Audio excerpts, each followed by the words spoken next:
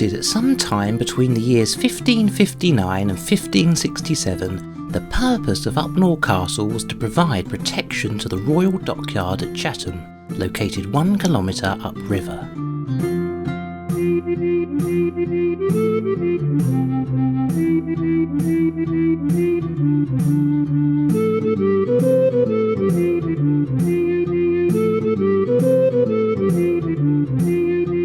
With the ascent of Queen Elizabeth I to the throne in 1588, relations between England and its continental neighbours, France and Spain, had become strained.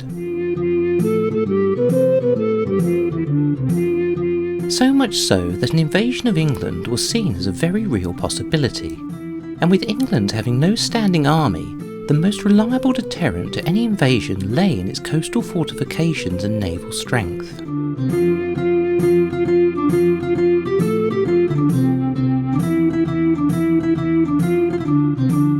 The royal dockyard at Chatham, of which Upnor was built to protect, had increasingly become the main anchorage for the English fleet.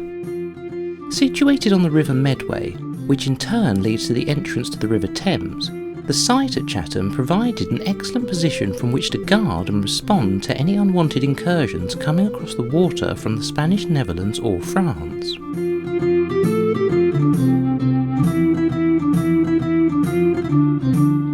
Prior to the commissioning of Upnor Castle, coastal fortifications in England, although paid for and designed by the state, had been operated and manned under the leadership of local gentlemen, subject to Crown approval of course.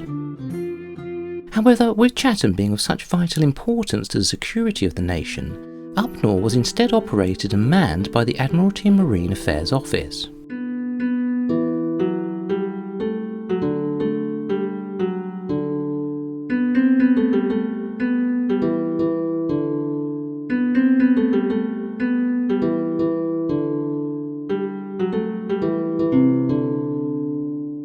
Initially staffed by 8 gunners, this number dropped down to 6 with 1 master gunner by 1588, and 12 years later, in 1596, Charles, Lord Howard of Effingham, the first Earl of Nottingham and Lord High Admiral to Queen Elizabeth I, was critical of both the condition of the castle and the provision of the garrison, recommending, as he did, that Upnor either be properly manned or decommissioned beyond use.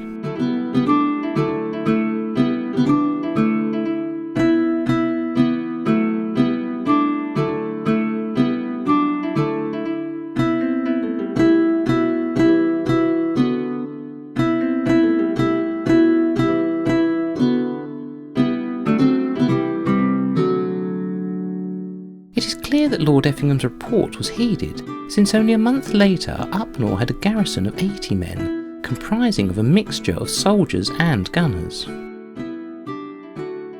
And although there are no records of what ordnance the castle had at this time, it is known that 7 years later in 1603, the site was equipped with 20 guns of varying age and calibre. By the late 16th century, the use of the Medway by the Navy had increased, and coupled with a war with Spain, it was then decided that Upnor required strengthening. In the October of 1599, Sir John Leveson, a former soldier and then Deputy Lieutenant for Kent, was placed in charge of organising the works. Of the 2 military engineers hired by Leveson, one of these men, Arthur Gregory, had had a rather unusual career.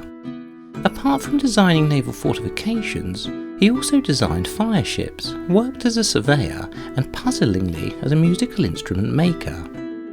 Yet between all that, Gregory still found the time to be in the employ of Sir Francis Walsingham, by means of intercepting and copying the letters sent to and from Mary Queen of Scots while she was a prisoner in England.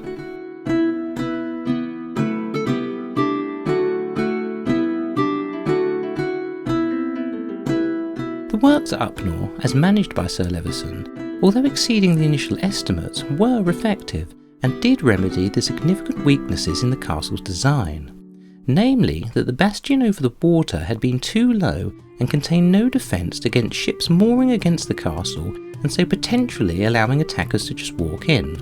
An unlikely scenario, but nevertheless possible. As for the landward side of the castle, the curtain wall was built to replace the previous wooden structure. Coupled with the addition of a drawbridge and a dry ditch some 10 metres wide and over 5 metres deep, the castle was now able to defend itself in case of assault, rather than act as a deterrent as had been the case previously. The Spanish never did mount a raid on the Medway though, and the castle, through lack of adequate upkeep, began to deteriorate. A survey of 1623, only 25 years after Sir Levison's refortification of the site, stated that the drawbridge and its mechanism were broken, a number of the gun platforms needed to be replaced, and much of the courtyard wall had completely collapsed. Of the castle's armaments, 18 guns remained, although they were short of both firing powder and shot.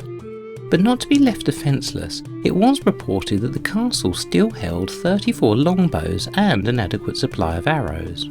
Admittedly not much use against warships, but still very effective against warship crews. It would be fair to say then that provisioning for Upnor, despite having been built to protect the navy at Chatham, could only be described as poor at best and grossly deficient at worst.